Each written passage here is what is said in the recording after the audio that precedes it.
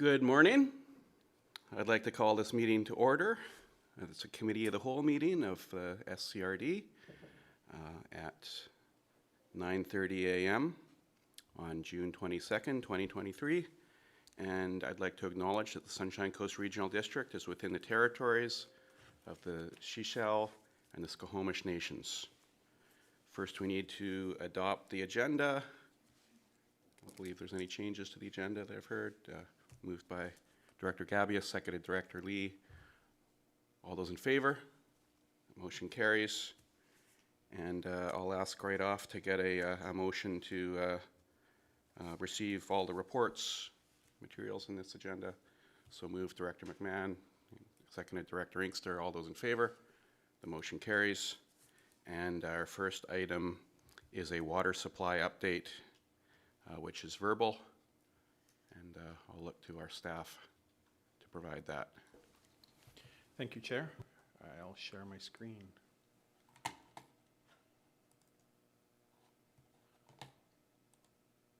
you go.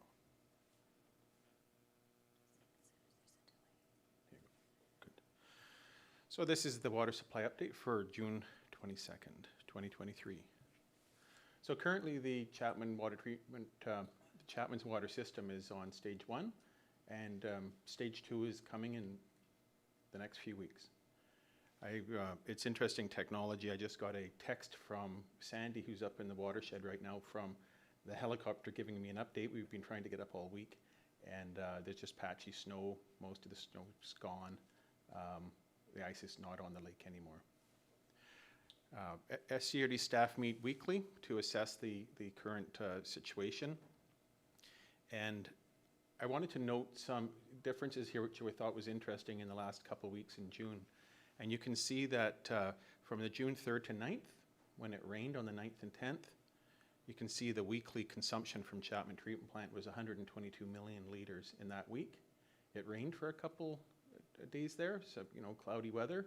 And the following week was 102 million that we produced, a 16% reduction in flow out of Chapman Treatment Plant just because it rained 12 millimeters one day. That shows the impact that a shower or a little bit of rain has on our production and the consumption that we use from the creek.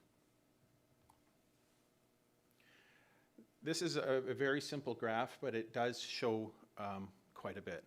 The dark blue is the temperature. The middle line, it's too bad they're all blue, but the middle line is the consumption from the treatment plant, and the one on the bottom is the rainfall.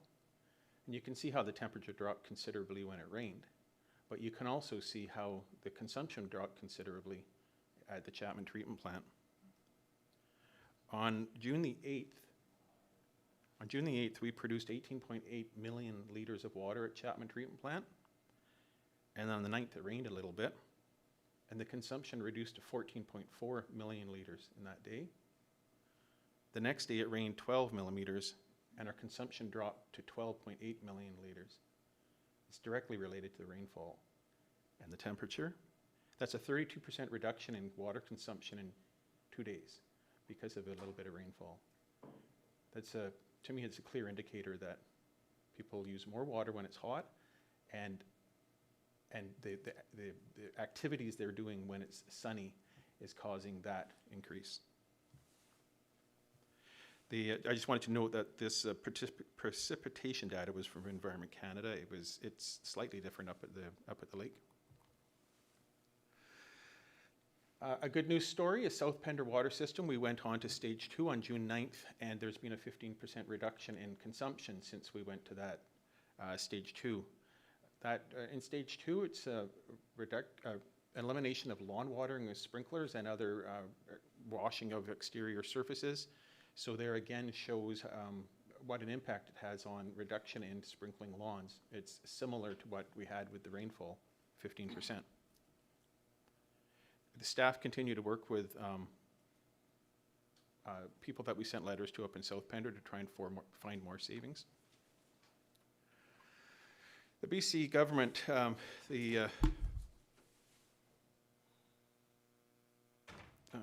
which government is it, supplies this drought conditions for the province. And when I first saw it, I thought it was sort of odd. The interior, where I always assume is hot and dry, and that's why I like going camping up there. You always seem to get nice weather, is at a lower drought level than the coast where we are. And if you look up north, it's even more of an impact of the drought.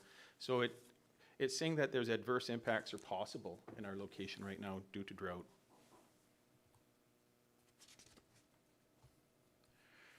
This is talking about the snow bulletin for the entire province, and it talks about that we're something like 30% of what we have been, and the fresh update this morning is there's no snow up there anymore.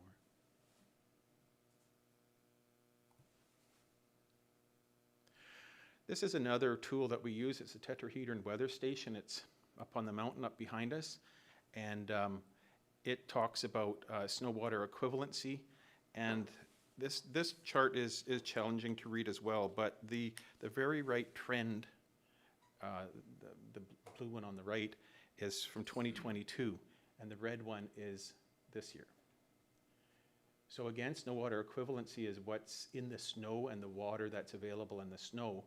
And so if you were to compare this year to last year, we're way ahead of the game with losing our water equivalency.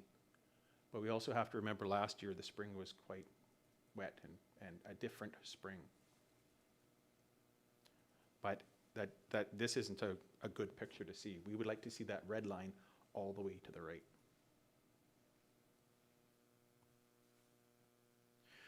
This is another example of the tetrahedron weather station. So we started putting this information in because, as again, unfortunately, we weren't able to get up. We tried our best this week, and it's interesting how cloud cover in end of June is stopping our helicopters flying up there. That's another challenge that we have all year, when, especially in the fall when we're trying to get up there. It's hard sometimes to get helicopters up.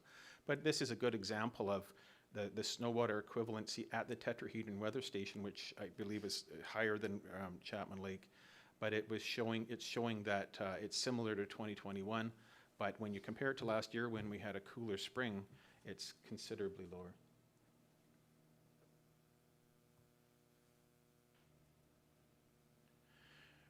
This is another example of percentages and dates. Some people like that, some people don't. But what it's saying is that when we went to stage 2, this is where our snow water equivalency is basically all gone, except for last year when we call stage 2. It's saying that the tetrahedron has 45.5% June 21st, which then would lead you to assume that it might be a longer period of time before we go to stage 2. But I'll have to talk to Sandy about the updated information she has from today, that there's really no snow up in the watershed. This is rainfall data from the airport, but obviously it's not a full month. But if you look at the weather forecast, it doesn't look like we're going to get any rain for the rest of the month. You can see again that June is considerably lower than the last 3 years, following on the heels of a low May compared to last year, and then April was highest. This is indicative again that the Chapman water system, the Chapman watershed is rainwater dependent, and I just showed you what an impact rainfall has on our water consumption. This is a really bright, this is wake us up this morning. There's a really bright graphics, but it just shows what happened last year compared to other years. But it also shows you the variability. This is a graph about blue is stage 1, yellow is stage 2, orange is stage 3, and red is stage 4. Another thing that I looked at that was interesting in this, and this was really to show the variability, which you can't see, but in the last 4 out of the last 5 years, stage 2 has been called between July 4th and 28th. So if we move to stage 2 in the next few weeks, it's within that band. So even though there's some negative news about no snow and things like that, we're still within the same bandwidth of calling stage 2 as we have in the last 4 out of the last 5 years. I'd also want to note that if you look at stage 3s, the last 4 out of the last 5 years. Stage 2s only last, 3 to 4 weeks. But again, it's variable. You look back years, it lasted quite a bit longer.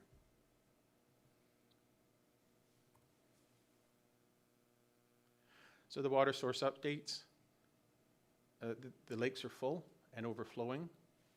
I believe the text I got from Sandy this morning was that the Chapman Dam is overflowing by 4 inches or 10 centimeters, whichever way you want to look at it. That's okay. But it's this much above the dam. Chester Well has been on all this time and contributing 250,000 liters. And staff in the last few days have been preparing Grey Creek. We have to go up and clean the intake, clean the sedimentation basin out, and prepare the sodium hypochlorite and prepare the contact chamber. And they're doing that all right now. And yesterday we met with Cody, who presented last presentation and did a good job. Her and I met with the health officer yesterday, and we are requesting that we bring Grey Creek on in stage 2, and he's considering that right now. This is really good news, and really certainly the glass half full conversation now for Church Road, not the glass half empty. Yesterday we had a very good meeting with the ministry, and it was very collaborative. Very successful, I believe, and I really want to bring up the point that the ministry staff, SCRD staff, contractors have been working through weekends and evenings, and the ministry made it quite clear yesterday this is their #1 priority. And I almost didn't put this date in here because you put a date and you get burned kind of thing, but we're very hopeful that we'll get our leave to commence by next Friday. The leave to commence means we can start using Church Road.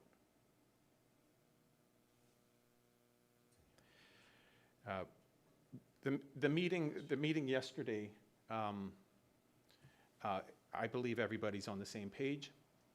It's just everybody has a job to do, and the T's need to be crossed and the I's need to be dotted. That's where it's at right now, and I think I feel very hopeful that we'll have this by the end of next week. With that in mind, I just thought I'd talk a little bit about Church Road integration. I'm not sure if everybody understands how it works, and I thought I'd just take a moment to talk about that. So Church Road wells are down in Grantham's Landing, and there's a pump station down there. So we pull the water out of the ground, out of the wells, goes into a small reservoir, and then it's boosted up into Reed Road water mains. We have a dedicated water main that goes right up to almost the intersection of Payne Road and Reed Road. The regional district has 4 pressure zones. Pressure zone 1 is from 0 to 60 meters in elevation. Pressure zone 2 is 60 to 120, 120 to 180, and the 4th is 180 to 240 meters from sea level. This intersection is really important because all 3 zones are, zone 2, zone 3, zone 4, are all in that intersection. And that's why we have put in a dedicated line from Church Road to this intersection. So zone 2 is where Church Road's going to pump into. And zone 2, again, is from 60 meters to 120 meters. So if you think about Pratt Road and Veterans Road, all the way up to Seashelt has zone 2 in like Upper Davis Bay, Upper West Seashelt is zone 2. So we're going to be pumping Church Road water into that zone. And so it has the potential to go a long way. The other thing is it comes out of Church Road, up Reed Road, and it has a decision to make. It turns left to go towards Seashelt in zone 2, but it also can go right into the Reed Road reservoirs. And from those reservoirs, it pumps up to zone 3, which is Chamberlain Road area, Upper Gibsons. We can provide them water, town of Gibsons. And then it also can pump up to zone 4, which is Cemetery Road, Keith Road. So you can see the importance of the supply line to that location, and that's why we installed a dedicated line all the way from Grantham's to Reed Road.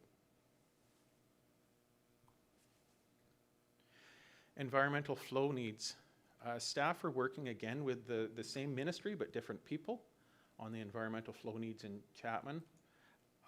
They're being very helpful as well, and they have suggested that we send them a letter requesting environmental flow needs reductions similar to what we applied for last fall for this summer. And so we have requested that of them, along with the long-term planning of environmental flow reductions ongoing. But that's similar to Soames Creek and Church Road. And so you can see all of the work we've had to do to get a permanent flow monitoring in Soames Creek. So long-term environmental flow reductions may take a while, but they certainly have worked with us and suggested we ask them for reductions this year, which we have done, and I'm waiting for feedback. We continue to send out leak letters, and there's multiple staff working every day with customers, people in the community, to try and work with them to help them fix their leaks and to identify how they can do that. Staff have also connected with Scredo and to reach out to businesses. And another positive is the rainwater harvesting rebates have all been allocated. So they take a waiting list, and sometimes people don't follow through with what they asked to do, and a couple people on the waiting list can get a rain barrel. But it's end of June, and we've committed all of our money. So anybody else requesting it now is on a wait list, and if everybody that's on the list follows through, those people are going to have to wait until 2023. 24, what am I saying? Which year are we in? That's the end of my presentation. I'd be more than happy to answer any questions. Thank you, Manager Walkie. I have a couple questions, but I'll look to see if anyone... Okay, I'll start. Yeah, I wanted to ask about the EFN reduction, because I think I saw on the slide, okay, I see hands up there. I was looking around too. But I see, I think I saw on the slide that the consultant recommended that the EFN there could be an EFN reduction in June. So are we losing that window of that being that recommendation being relevant or effective?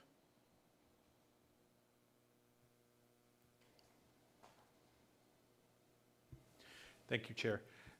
The advantage of EFN reduction is when we're using storage. So that would have been included if we were using storage at the time, but we're not.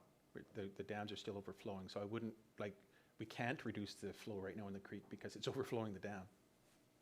Great. That was my second question about what the storage is looking like up behind the dam. Yeah. And I might have another one, but I'll go to Director McMahon. Thank you. Where are we at with the siphons? Thank you for the question. The siphons are permanently installed. They're there. We just need to turn them on. So we've applied to extend the ability to use them beyond this summer, and we haven't heard back anything yet. We're still working on it. Okay, I'm just going to follow up on that one. I thought we'd heard recently that we'd get an answer on that by the end of June. Am I mixed up, or that might have been someone else reporting that to us?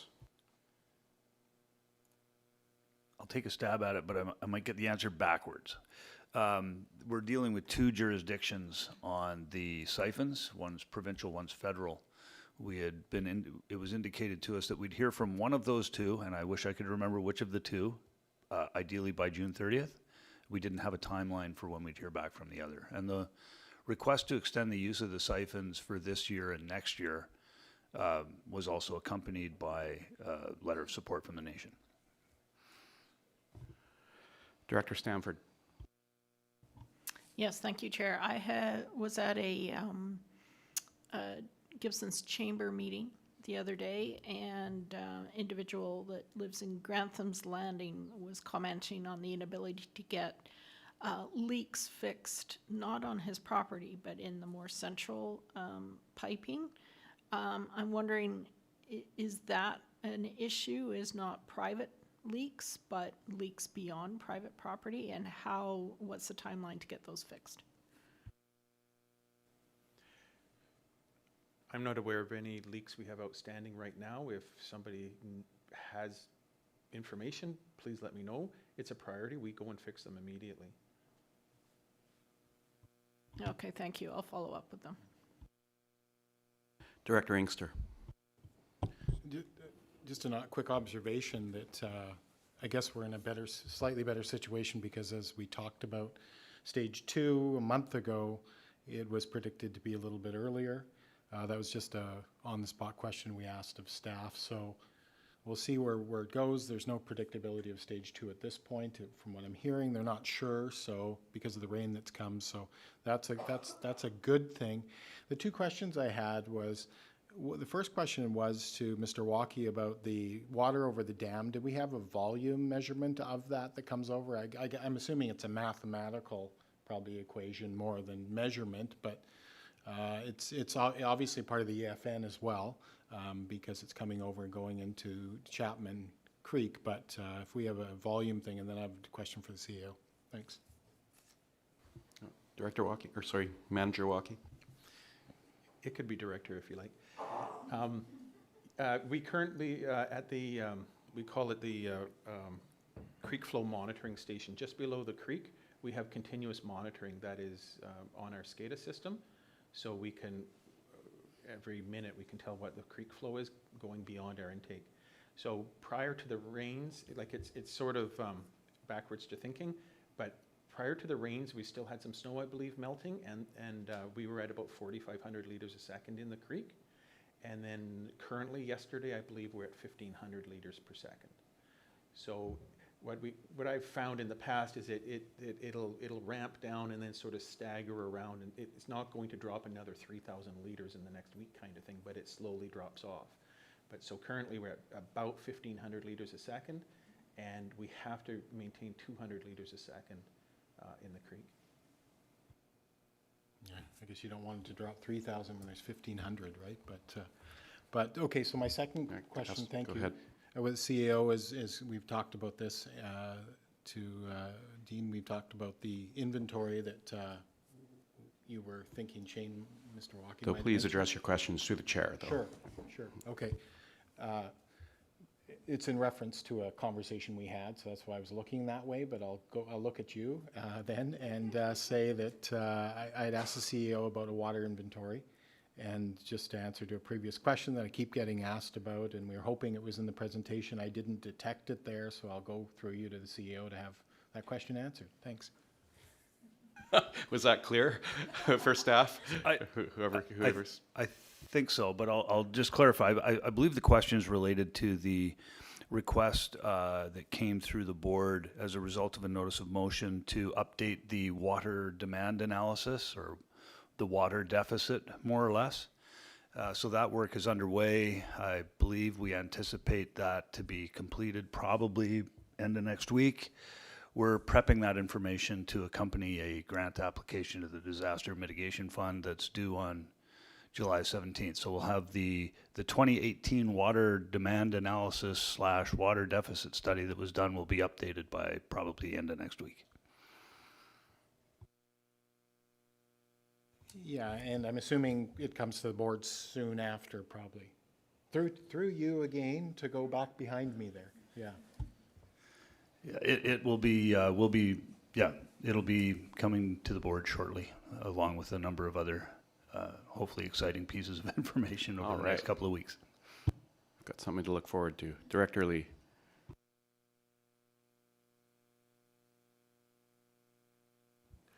Thank you, Chair.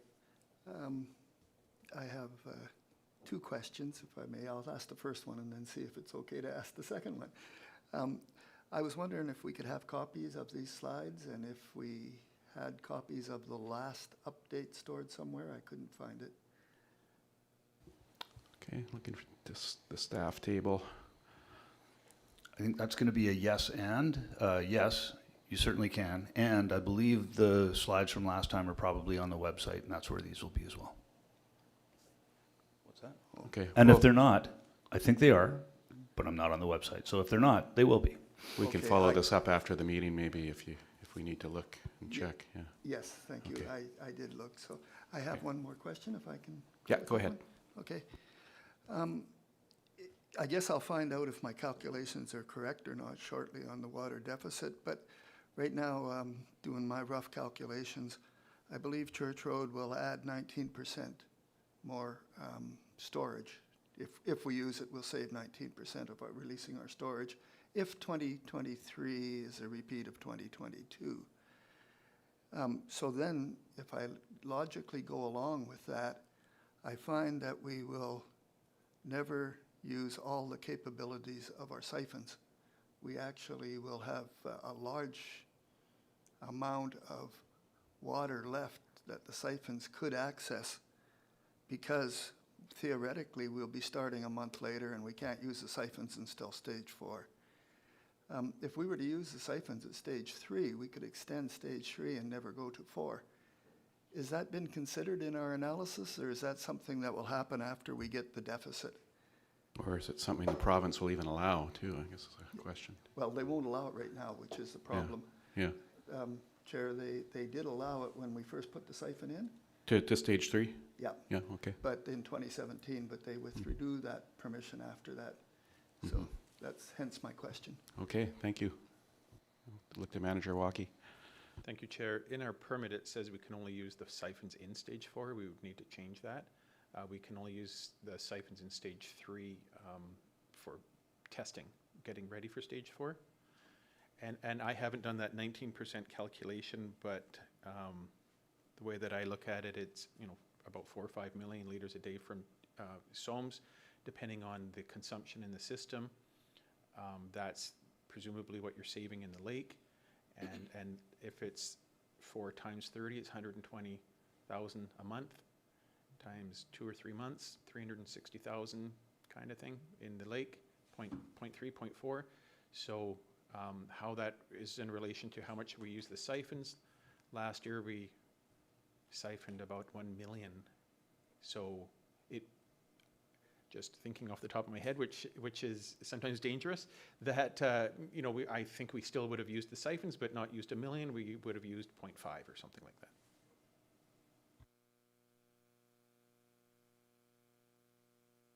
Thank you, Chair.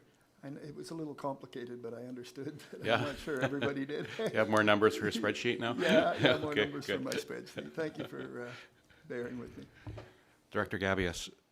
Thank you, Chair. It was such great news to hear that the rebate program has been fully subscribed, so that's awesome. And I'm wondering how that subscription for this year compares to previous years. Is it getting more popular, in other words?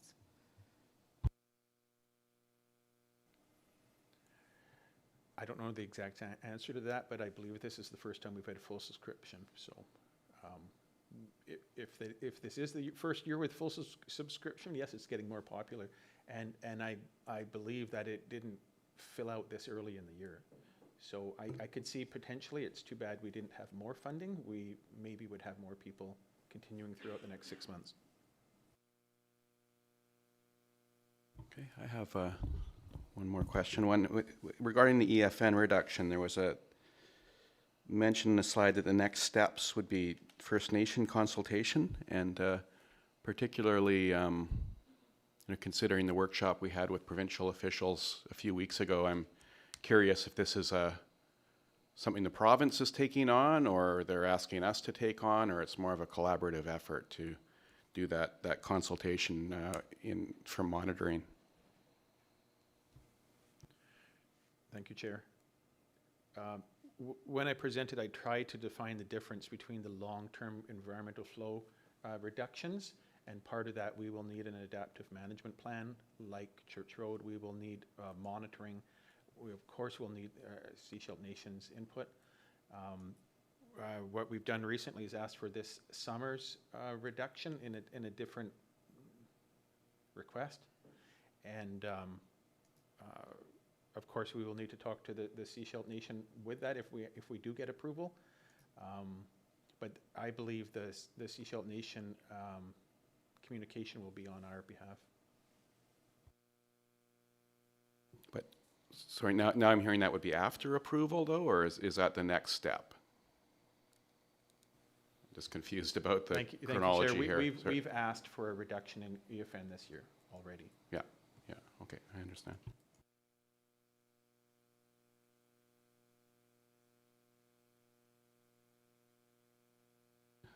Thank you for that report. I don't see any more questions from directors. I know it's a lot of you're getting information in real time, even as you're speaking to us, so we really appreciate all the work that goes into getting these updates that are so up to date and thorough.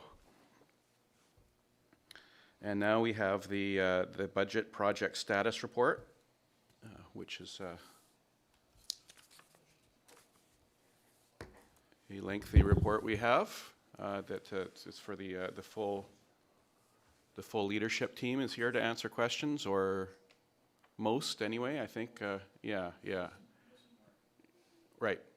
Yeah, but we have some personnel anyway from his department. I can see. I'll go to Director McMahon first to ask questions on this report. Sure, since Manager Walkie is here and we were talking about the importance of the Reed Road pump station, I note on line 134 that we still need to repair the pump station. I think that the roof was hit during the windstorm in November. So I was just, it doesn't say anything about it. It just says not started. Go ahead. Thank you for the question. The roof was patched after it was damaged. It hasn't impacted the pump station at all, and we will get to fixing it permanently, but it hasn't caused an impact at all to all of the important infrastructure that's inside of it.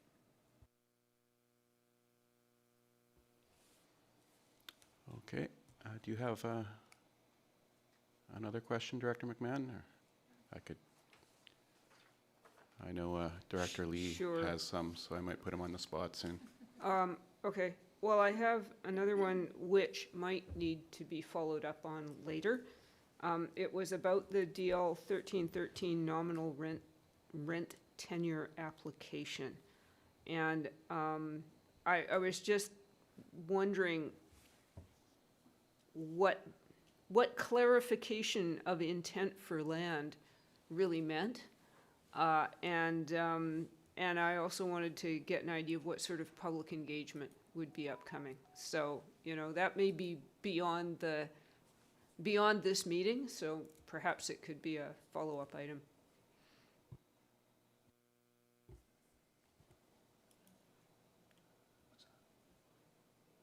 I think the CAO's mic is on. Yeah, the community services GM will follow up. Thank you. And I'll go to Director Gabius now. Thank you, Chair. And yes, Manager Walkie is here, so let's take advantage of that. I'm line 150, Square Bay wastewater treatment plant. I'm wondering how this is progressing, because it is to make sure that we comply. So it is a mandatory project. So how is it progressing, and is there a timeline for completion on that work?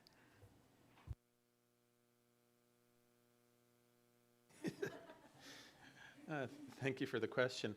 I believe I put in the BPSR that we're going to start working on that in the third quarter, which is starting very quickly here. We've been dedicating an awful lot of time to other projects recently that has consumed the time that we'd planned on spending on that. So I hope that we were able to get tenders out on that in the coming months. I certainly have had a discussion with Assistant Manager Matt about the feasibility studies. We have a number on the BPSR for wastewater plants and water coming up, for example, Hopkins Landing. So we'll try to get at it in the next 3 months. Thanks. Director Stamford. Thank you. I just have a clarification on line 63 about the Regional Solid Waste Islands cleanup. Just a clarification, the project is for $35,000, the progress is 50%, but what we're really talking about is not the actual program, it's the increase of the program, and I'm just not sure why it's in this status report when the full program, I can't see the full program in the status report, the fully funded portion of this. So just a bit confused as to why this is separated out from the fully funded program that will be happening over the next couple of months around the islands. Not sure we have somebody who can answer this question today. We've flagged it. We'll have to Okay, get back to you. yeah, thanks. And I do have a question about Go ahead. Langdale wastewater, but I can ask that later, or no? Go ahead. Okay, and just wondering how we're doing with the Langdale septic field. Again, it's sort of separated out between the project itself, and then there's also fixing the little building that was damaged last year. Just wondering about an update on that as well. Thank you, Chair. Thanks for the question. We're waiting for an announcement to see if we're successful for the grant prior to initiating that project. We're ready to go. We have RFP documents ready. There just hasn't been an announcement on the grant as if we're successful or not. And we've been holding off doing building repairs because if we're successful with our grant, we will just go ahead with the project. Thank you. Thank you. Director Lee. Thank you, Chair. I was getting my thoughts organized here. My first question's on line 69, and it looked to me like it was really good news. It's talking about the extending the useful life of our landfill. It looks like we're doing a design, so to me it means like this looks like this thing's going ahead, and we've got the approval. I was just wondering if that's a correct interpretation. The reason is that it can extend our landfill site by 3 to 5 years if we finish with it, so it's quite important. So that's the project of extending the useful life of the landfill, and I guess I'll just, maybe the CAO's checking on that right now, I don't know. But it defaults to our CAO since we don't have, yeah, I think he's trying to look it up. I'll have to get back to you. Okay, thank I'm you. also trying to get an update on another one that came up.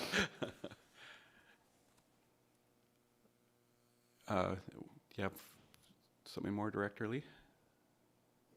Yeah.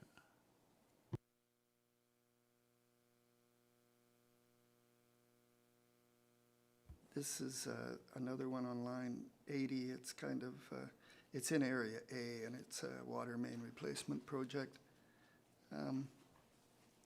It looks like it's going to start late Q2 2023 for tendering. Is that a safe thing to tell my constituents? Is that fairly as positive as we can get around here? Manager Walkie? Thank you. As Q2 ends in about a week, I have a feeling it's not going to start in Q2. But I do know that currently they're doing some more design on the South Pender water main project. And one of the project coordinators is working on the documents. So I think the projects will start this fall, like actual construction this fall. So between then and now, all the documentation and paperwork needs to be completed. So I would tell your constituents, look forward to excavators this fall. Excellent news. Thank you very much. And I'll just go to alternate Director Woods, since she hasn't had a chance, but I'll come back to you, Director Lee. I'm sure you have some more. Thank you, Chair. My question is for line 185, Mount Elphinstone Watershed Strategy. I was just wondering why it is not recommended. It goes hand in hand with the work we're trying to accomplish with improving and securing and maintaining our water supply.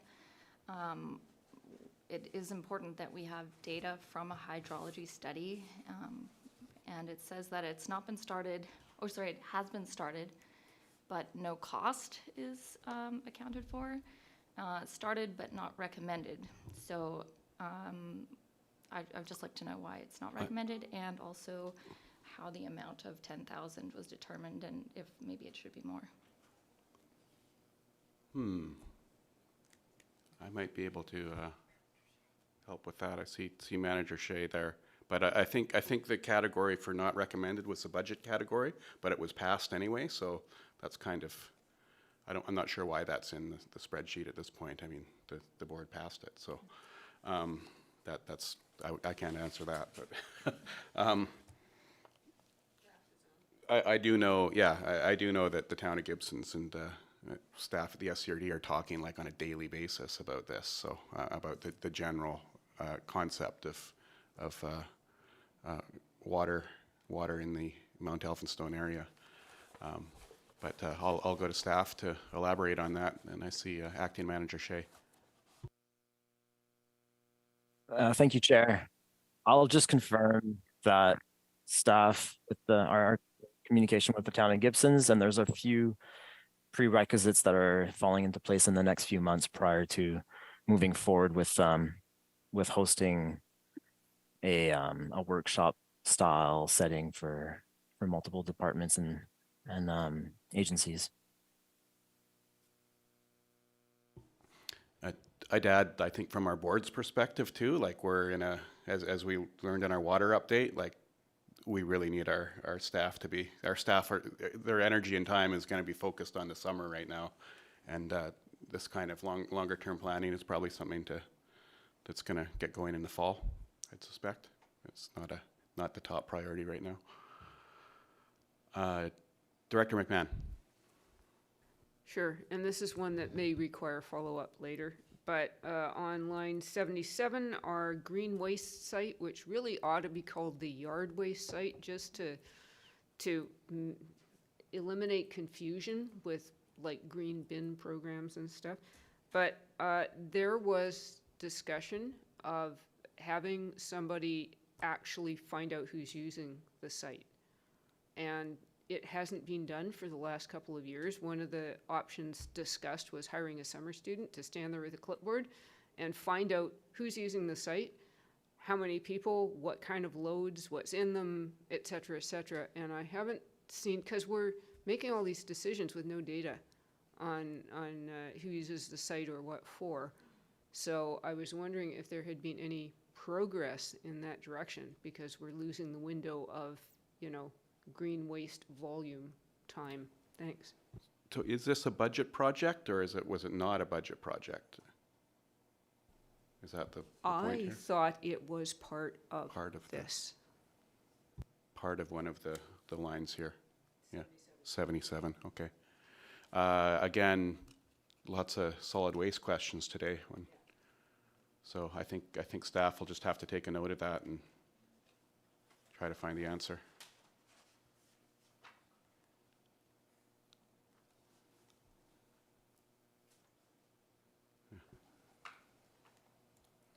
Yes, we'll have to get back through the chair. I don't see in that line item, that looks like it's a contract extension for hauling. I don't see reference to composition or that, so we'll dig into it. And, we might have to find out where that project actually went. Director McMahon. Yeah, I would welcome a discussion of it coming up to an agenda in the next few months, because what keeps happening is that it arrives at the last minute when the contract is running out and we have to make a decision in a hurry, but we don't have time to really dig into the program or look at some maybe other options. Thanks. Okay, thanks, Director McMahon. Director Lee. Thank you, Chair.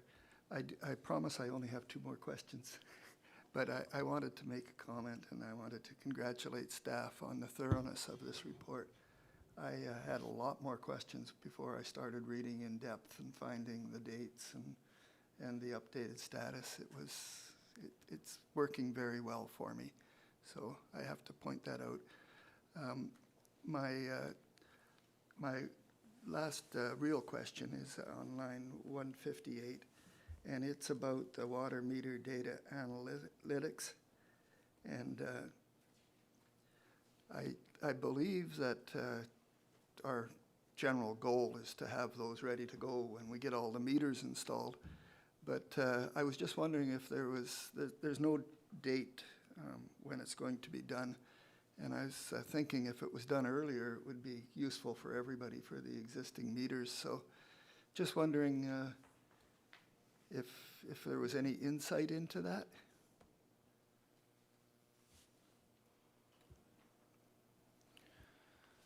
Unfortunately, the person that could potentially answer that question is not in the room, but we've flagged it. We'll make sure a response is provided. Thank you. And Director Lee. And my last question, and thank you for bearing with me, it's on 180, and it's kind of a curiosity question only. Wait till I just get there. It's a reception center modernization for our emergency planning. I didn't know we had a reception center, so I was just kind of trying to figure out what that was. Presumably we passed it, or some board passed it at some point to be in the budget. Does anyone know what the reception center is? Sorry, I'm looking to staff.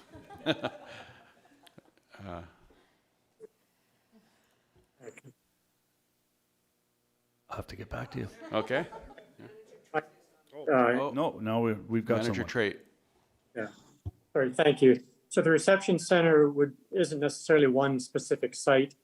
They'd be used in a situation where we'd have a larger evacuation. Say if we had to evacuate a certain part of the Sunshine Coast due to wildfire, we would set up a reception center at possibly a recreation center or some other facility to host the evacuees. And we're purchasing equipment where we can set up at different sites depending on where the emergency is. We'd be able to set up that reception center at different locations as needed.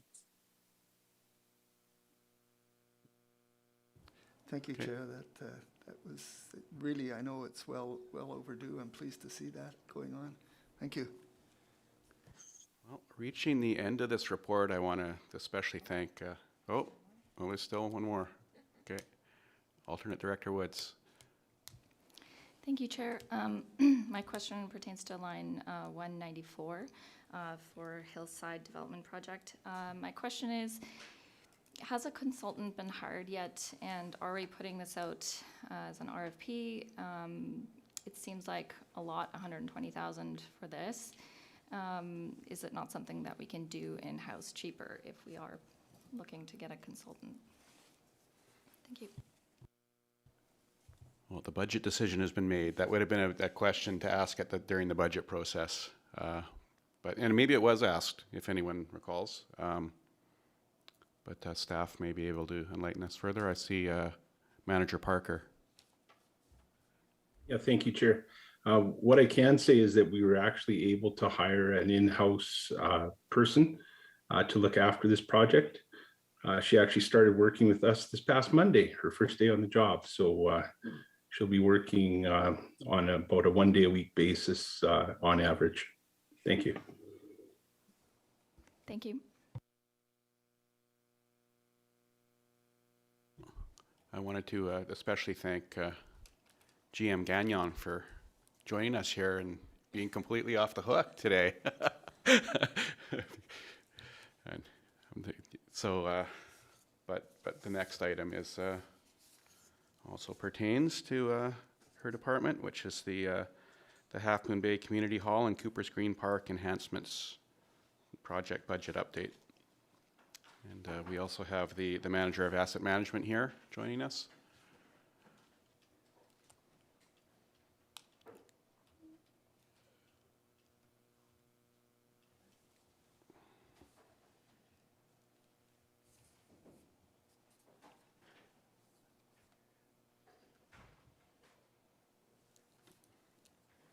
And they've provided us with a report, which I presume everyone has read, but I will see if there's any updates or highlights that staff wants to convey.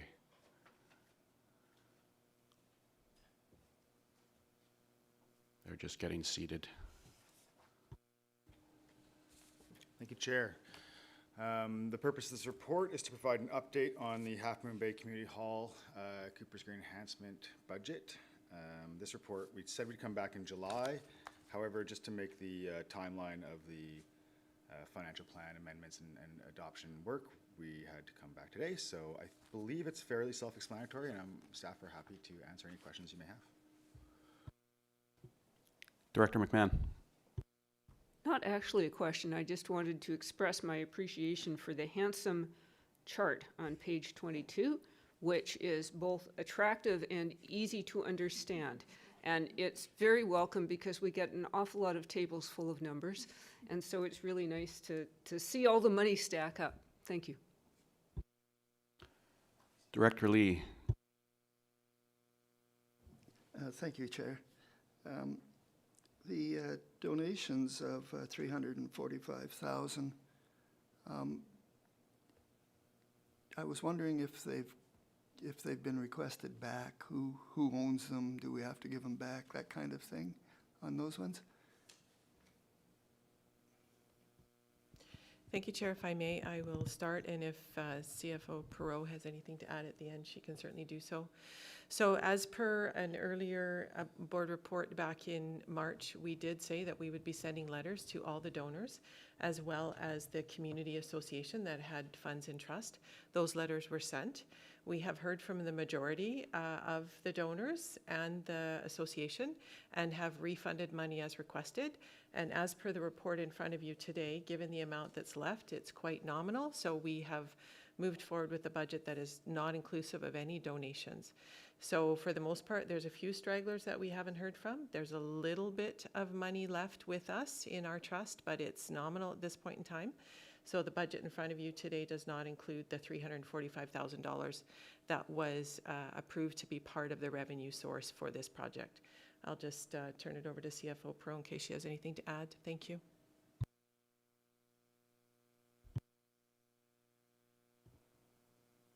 Sorry, CFO Perot.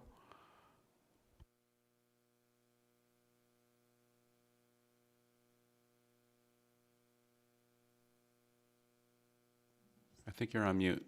Yeah, so just to clarify from just a semantics perspective, that there's two streams of donation funds that were received to the regional district.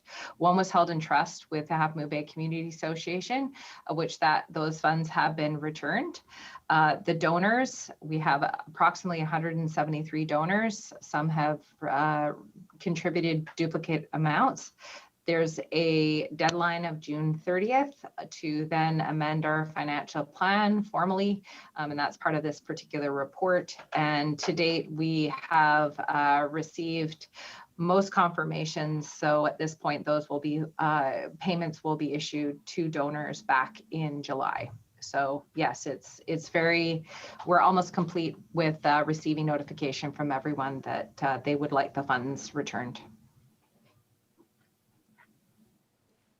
Thank you. Director Gabius. Thank you, Chair. On the topic of donations, is it, am I right that there was an option in those letters that the money could be put towards upgrades at Cooper's Green? And if that's the case, did anyone decide to do that? Thank you. Through the chair for questions. Yes, there were options provided to either have the money returned, designate the money toward the new hall, or designate the money toward the park enhancements. So those options were provided to folks. CFO, do you have anything you want to add?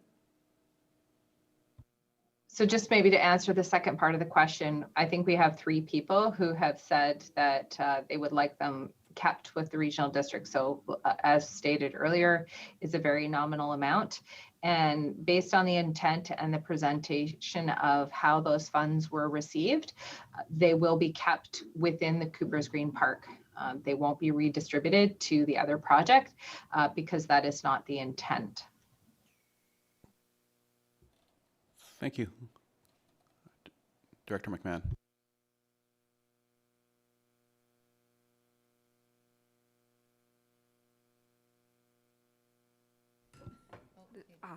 All right, now it works. I was just wondering, just very much in general, but what is the timeline on park enhancements at Cooper's Green? Would that be after the completion of the Connor Park project, or would it be simultaneous, or have staff not really looked at it yet? Where are we at? Thank you. Thank you for the question. It's one I got last night quite a bit. So it is a very good question. At this point in time, we have definitely focused our priority on the hall because we need to sort of get that launched. Then we can turn it over to the architect to do their work, and then we can turn our focus onto the two remaining resolutions, which are the old Cooper's Green Hall and the park enhancements. It would be my hope that we could actually probably have the park enhancements done before the hall's done. So we do hope to begin those conversations before the end of this year for sure. Our focus is on the hall. So hopefully I have a little bit more staff capacity in the fall when we have someone returning and we can turn our attention to those other two resolutions. Thank you. Thank you, GM. And Director Lee. Thank you, Chair. Turning my mind towards the recommendations, I'd like to express my support for the recommendations. I've done some research on all the reports and had a look at them, and I realized that the Cooper's Green, new hall at Cooper's Green is a very risky endeavor because of the anticipated ocean rise that we're having. And just to make it clear, I am in support of this, but I'll let someone else make the recommendation or the motion. It's not my area. Thank you, Director Lee. I'll wait to get the recommendation first before we dive into discussing those. But first though, I want to make sure questions are done. Does anyone have any more questions on the report? I see Director Inkster, and he hasn't spoken yet, so I'll recognize him. Yeah, thanks. Obviously, this isn't within municipality's purview, but I just have a question that's been troubling me on this particular proposal over the last number of months. The issue that came up with sea level rise indicated that the level of the existing building and or the new construction, just to remind me, would be affected in how many years? And with that answer, could I have the reminder of the age of the existing building that's being replaced? I'll look to our Manager of Asset Management. Thank you, Chair, for the question. To answer the first part of the question about the specific timeline when we anticipate sea level rise, that is not in the scope of the review that was done. Projecting a specific date isn't how the hazard assessment's done. It's more of a return period or a frequency that they look at in a risk analysis. So I'm not comfortable guessing a time frame as when it happened. Different projections suggest different timelines. The second question of the age of the existing building, I believe it was built in 1980. It could be 79. I'd have to check to get an exact date, but approximately that era. I hope that answers your question. That's the data we have. Okay, so I hope the chair knows where I was going with that then. Just as I'll reiterate, it's not within our purview, but I wish I knew more about the sea level amount because the age of the existing building may be the age of the building at which the sea level rise would kick in. So if a new building was built. So anyway, that's just why I was looking for more data. Yeah, well, I think a lot of those conversations have been had and to inform the decision making of the board for the last year or so on this one. Yeah, at least. Director Gabius. Thank you, Chair. I'm wondering if the furnishings and permitting and all the expenses that are not, that we cannot use grant money for, if those are included in the budget. Manager? Thank you for the question. Absolutely, the budget is all-inclusive of every aspect of it. There's the grant amount, the SCRD's contribution to meet the maximum grant, and then on top of that, there's a component that would be for the non-eligible expenses. Thank you. Okay, Director Gabius. Does the SCRD ever offer incentives for builders or contractors to finish under budget?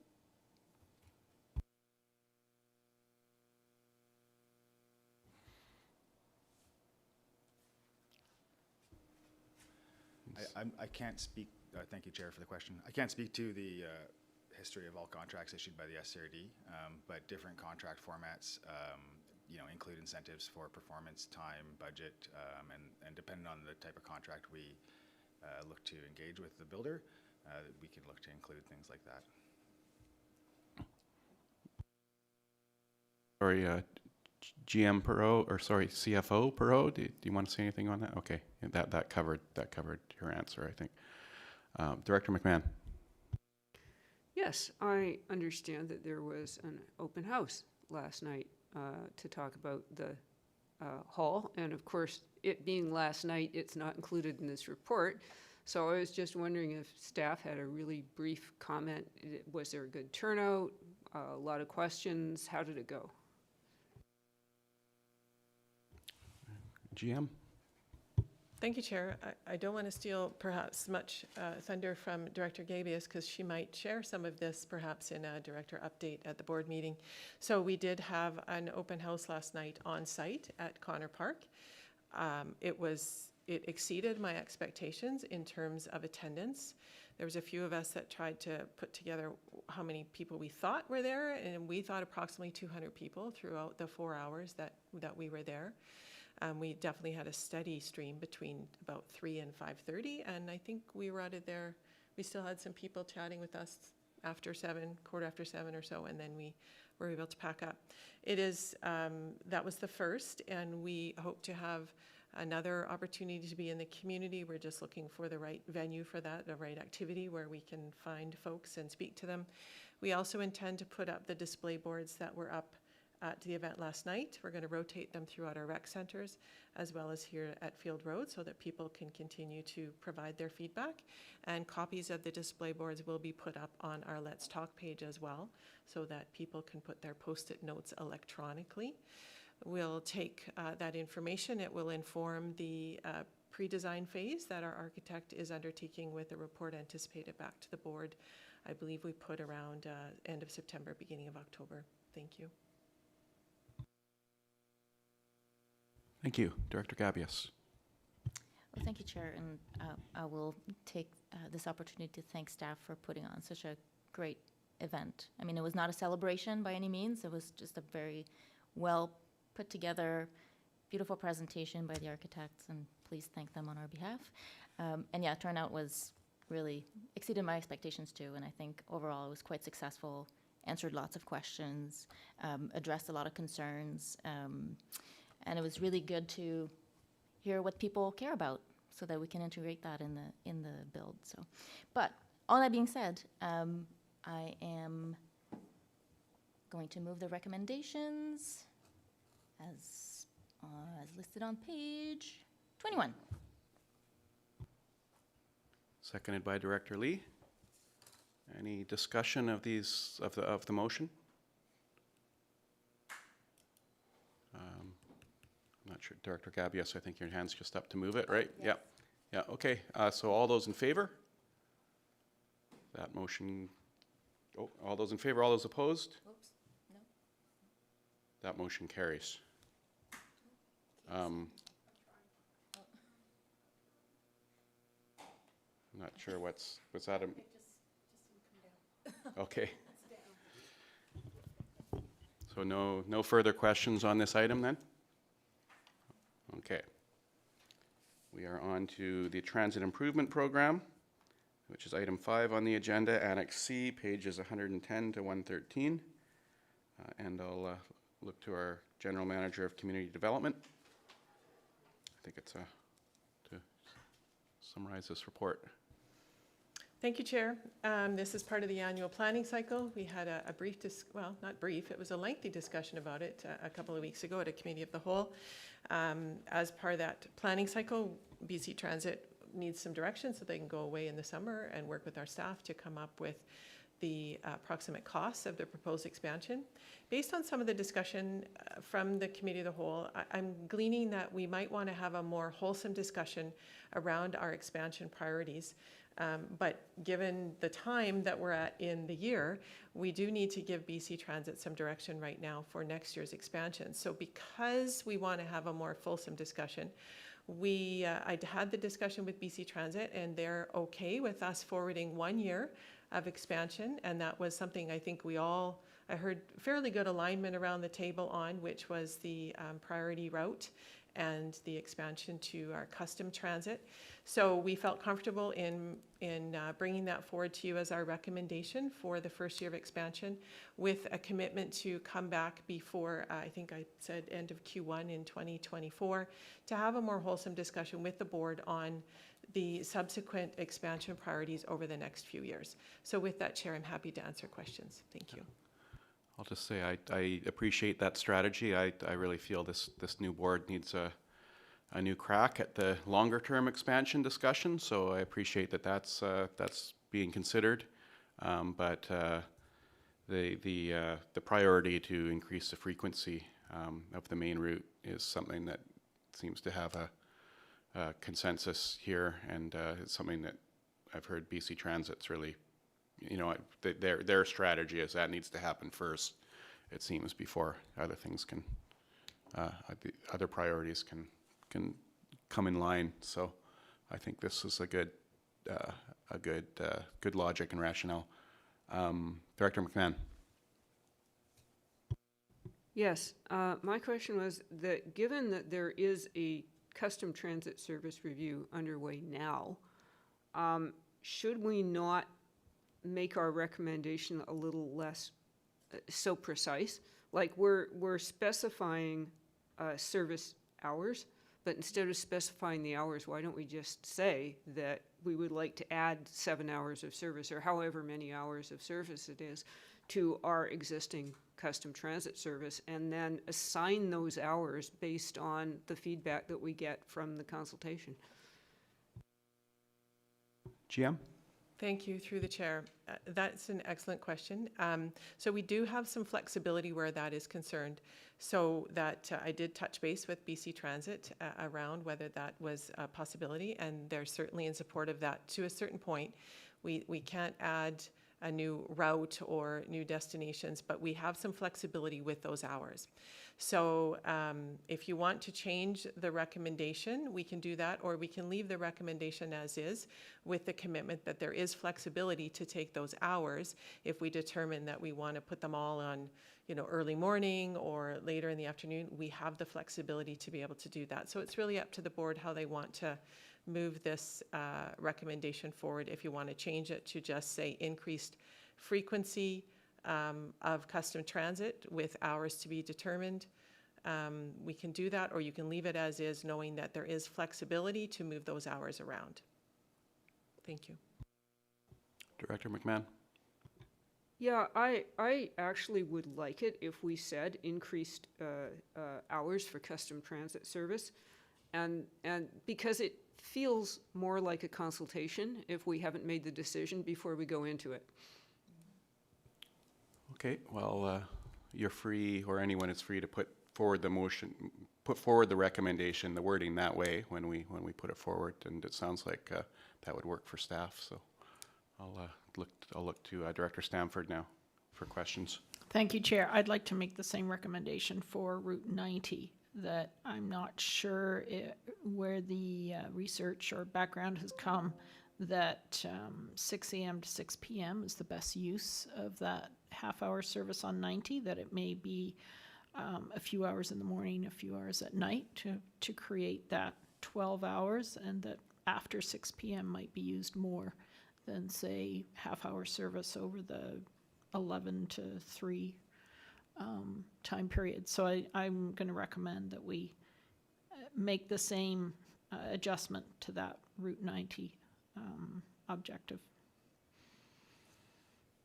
Jim? Through the chair, I'm not sure I have the same level of comfort with that. And one of the reasons that I am more confident in the recommendation placed in front of you for the conventional is that we do have some statistics. We shared some of those with you at the last meeting, and you can see that the spikes are during this time frame. So we are quite confident in that being where we need to add our service. Thank you. Director Inkster. Yeah, it's good to see the increased service, especially along the corridor, although the continuous discussion will be on the feeder routes that happen in the TOG and the DOS that we need to look at, and the outlying rural areas. The question I have is, as proposed here at 6 a.m. to 6 p.m., and obviously that's the time at which a large part of the community moves between the two communities and or to the ferries, the increased frequency will help with the unpredictability of the ferries to get people to and from the ferries. That helps with that. But my question through you to staff is, as we may have noticed with the ferries, as the day gets longer, the unpredictability and the lateness of the ferry becomes more frequent. So would we then need more and more frequent buses to service the people that are coming in late and more people stacking up at the terminal when the ferries end up being not on time?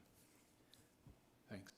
I guess I'll take this just from what I've heard directly from BC Transit is that they feel that having the half-hour frequency would address any of those problems, because, I mean, we wouldn't need to have more frequency than that, at least as a priority, because their hope is that the big push for half-hour frequency is that the BC Ferry schedule or their lateness won't matter anymore, because people will get there with enough time.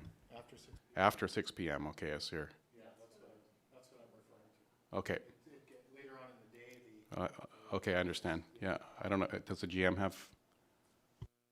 Yes, thank you, Chair. It's a great question, and the next number of priorities for the next couple of years actually include increasing the frequency on this route in the evenings, so that we get to exactly that, where we're not having to change our service. Right now, we do 5 service changes a year, which is a huge undertaking, not only for BC Transit, but for us as well. It's sign-ups for all of our drivers. It's an administratively heavy task. So by moving to this frequency, we eliminate that, because we have buses frequent enough that we don't have to worry about any of that.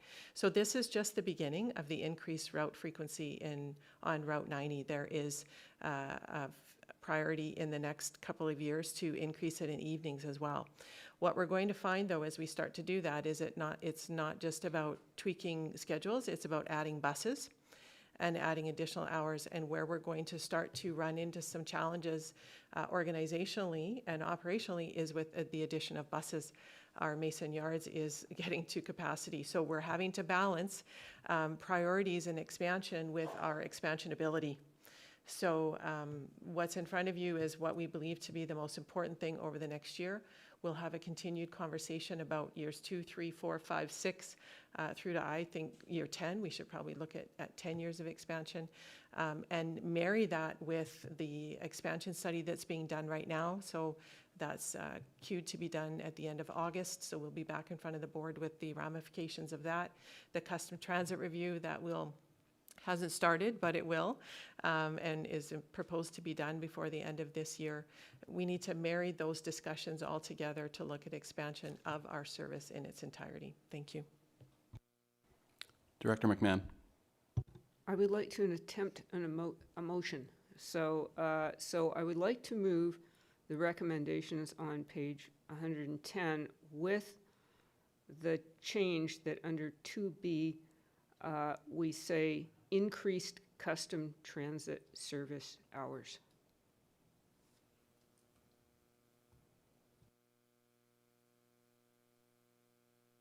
Understood by staff. Yeah, so So that's all it says, increased custom service. Okay, yeah, that works, yeah.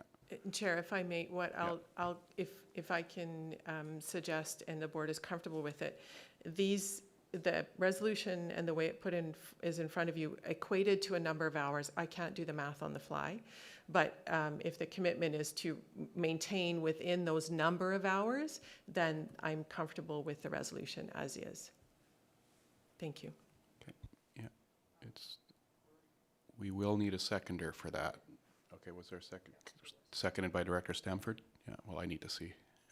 Director McMahon. And if you do get the number before this goes to board, we could always add that at that time. Thank you. Okay, Director Stamford. I'm willing to support the motion, but I'm still considering that 6 a.m. to 6 p.m. I'm not sure where the stats are coming from, but that can demonstrate what is, but it doesn't necessarily demonstrate what could be. And I still think 6 a.m. is too late for the early ferry, and 6 p.m. is too early for the late ferries, and that it might be more effective if it was split up. But I will support the motion as is. More discussion from directors? Seeing none, I'm going to call the vote. All those in favor of the motion? All those opposed? The motion carries. Thank you, GM Gagnon. And now we are moving to item 6, which is the SCRD Corporate Annual Report, which is Annex D, pages 114 to 234. And our CFO is online to perhaps speak to this or at least answer any questions.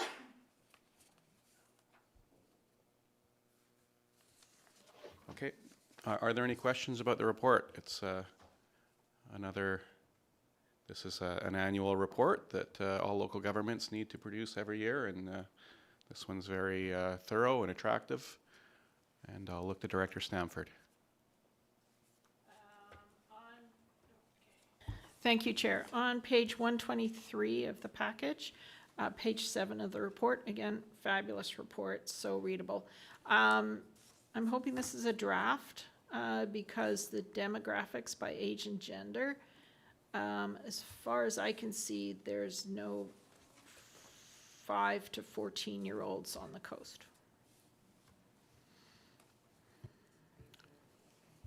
I don't know if we have anyone who could answer in that kind of detail of why that isn't there or how that data was collected, but it is, I think that the important the overall question is relevant, which is, is there opportunity to make any changes to, it has been distributed to the public at this point, but can there be corrections?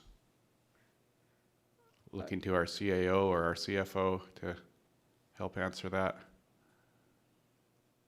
We don't know. Go ahead, Yeah, Director Stamford. I think we can look into it. Thank you, Chair. Okay. Yeah, I suspect actually what's happened is there's just a one that's being missed out from the 0 to 4-year-olds. It's probably 0 to 14, I would think. But anyway. Yeah, maybe if there are typos like that, it might be good just to send an email into staff, and then it can get to the right person to correct. Yeah. Yeah, it's just a label there, Chair, is 10.9% for the next demographic. But again, that section, probably due to the graphic, was cut off. So there's actually 12.8% for 0 to 4, 10.9% for that 5 to 14-year-old, and then 54.5 to the 15 to 64. So there's just a little bit of a cutoff as far as how the graphic goes. It's a lot of data and graphics to get into one report here, so there are going to be errors. Like I see a lot of people going, this is just how it always goes. So, yeah, Director Inkster. Yeah, I think I do think it's 0 to 14 because if you add the figures Ms. Perot just brought up, it goes over 100. So I think it's.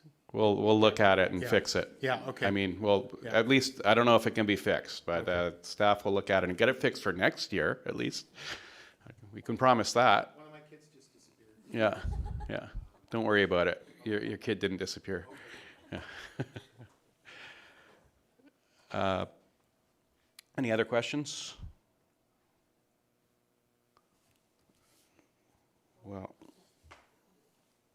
okay, Director McMahon. Brief comment. The fire department incidents responses graph for the last 10 years on page 229 was really interesting. I pulled that from the report and showed it to my community association last night.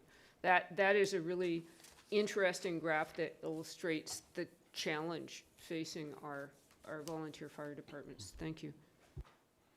Thanks for pointing that out. The report's full of interesting data for sure. And we need a recommendation that the report be approved for distribution. Moved by Director McMahon, seconded by Director Gabius. In discussion, all those in favor? That motion carries. And now we have a few items of communications. The first two are, I think, I forget exactly why these are on the agenda, because sometimes we get communications, sometimes we don't. These are a feedback requests, but I'll look to directors to see if how to handle this. Director McMahon? Yeah, somebody asked me, are we or are any of the local governments on the coast responding to the Trans Mountain Pipeline request for engagement? I wouldn't think it's, real high on our priority list, but it is a big public issue. Yeah, we, the town of Gibsons, we aren't. I haven't even seen this correspondence. It's not, not at the top of our list, but we know that other local governments are, certainly, that are more, I know, I hear a lot from when we were at the Lower Mainland Local Government Association, it was a big priority for a lot of those local governments and concerns, bringing forward their community's concerns. Director Stamford. Yes, I noticed through the map that it's conveniently cut off the Howe Sound. It's fairly unlikely that any spills from Trans Mountain activity would conveniently cut off at Howe Sound. More of the issue is that this is the Islands Trust Local Trust Committee, the Gambier Local Trust Committee. This is part of their area. Their area actually goes right down to the U.S. border along the Canadian coastline, the mainland. So I will definitely be forwarding this to the Islands Trust to make sure they are part of this. Probably are. But I don't think it can be just put aside, given that these impacts to human health are very unlikely to stay within the boundaries as per the map. So we do have to consider the impacts of any kind of spill for this area. But I also recognize that local governments often don't have the expertise to be able to respond in an informed manner. And it's one of the difficulties with these kinds of engagement processes. Alternate Director Woods. Thank you, Chair. Being that we're quite close to English Bay, I feel that this is a good thing to fill out and have feedback provided, because it's kind of an insurance policy, because if something were to happen, they're asking for current photographs, land ownership, a whole list of things to kind of set a status of what our coastline is and our community is at the moment. Should something happen, would these documents not be referred back to, like it would, in your home insurance, where you have your photos submitted of what your house looked like before the fire? Okay, I'll look to other directors to continue discussion. Director McMahon? Yeah, well, this again begs the question of how we're handling these kind of referrals, because we don't have the staff capacity to do an in-depth response to every one of these referrals. But at the same time, it's helpful to make the community aware that this is going on. So, you know, I can pass this on to my community association, but should we flag our APCs? Like, I wonder how we should handle these things. With provincial referrals, we were supposed to be getting emails that would come to the directors that could go out to our APCs and advising our APCs to go to the provincial portal and directly give feedback, rather than writing staff reports on subjects that we don't necessarily know very much about. But when we get ones like this, how do we handle it? Up to the board. That's why we're talking about it. So it's, I mean, I think you're correct, Director McMahon, that we don't have staff or a function dedicated to this. So it's, we need to, we have the information here. We can distribute it to community as you've suggested. Alternate Director Woods.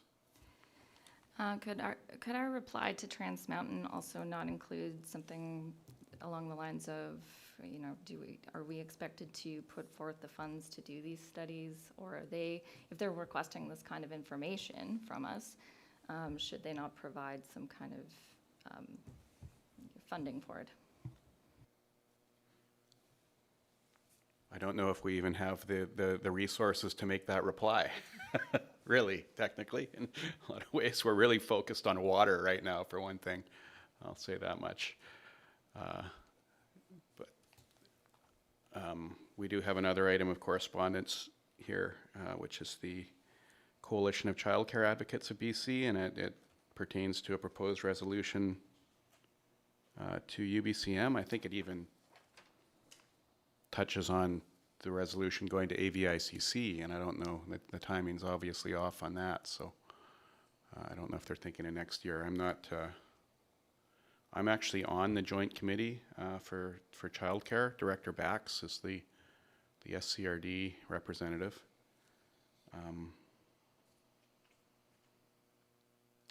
And most of what we talk about there are concerns about workforce. And attraction and retention of workers.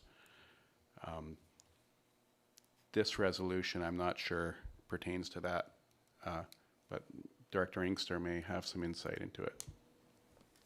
Always insight. We talked Inkster's about insight. this. Inkster's insight, yes. I'm going to do a logo now. No, this came to our council last evening. We had a fairly good discussion about it, and there's a couple of proponents on our council, very strong proponents of this, including myself now, although we dealt with some of these issues a number of years ago, as you would know.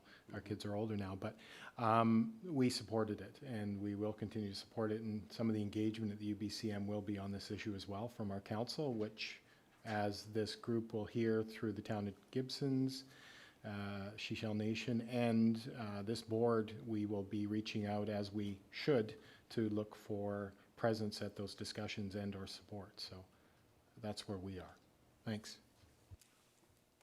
So that's presence in doing a little bit of some lobbying to ministers too? Yeah. Director McMahon.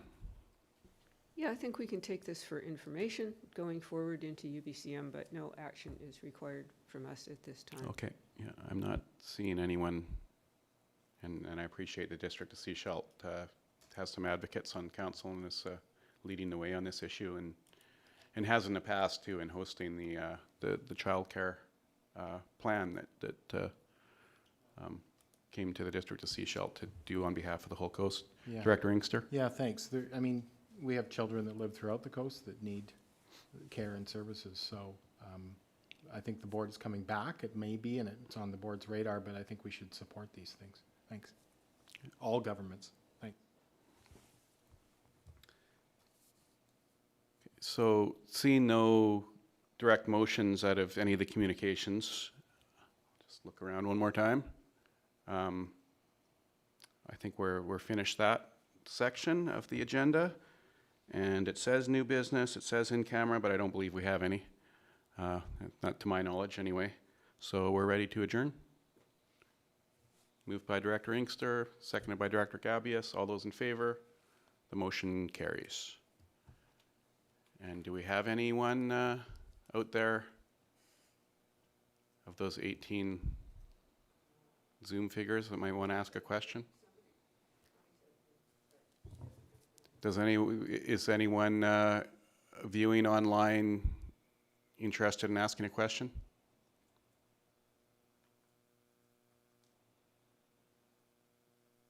I'm seeing none, so we have a board meeting this